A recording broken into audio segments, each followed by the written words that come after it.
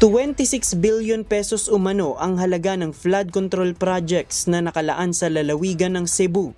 Pero hindi pa rin ito napigilan ang mga pagbaha mula sa pananalasa ng Bagyong Tino.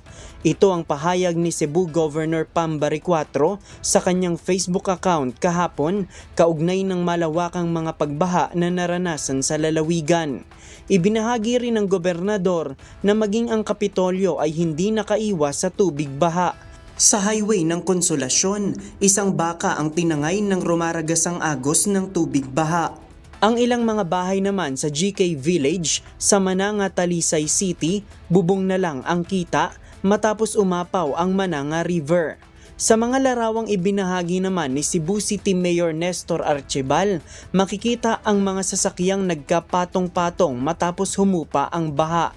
Samantala, naglaan naman ang pamahalaang lungsod ng Cebu ng libreng charging station para sa mga apektadong residente.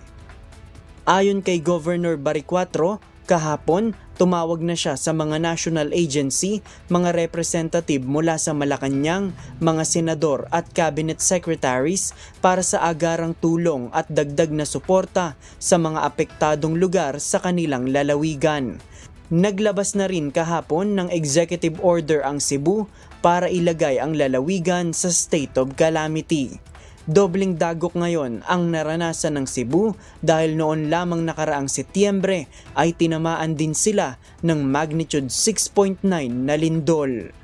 JP Nunez, UNTV, News and Rescue. Diyos ang aming sandigan, serbisyo publiko ang aming pinahahalagahan.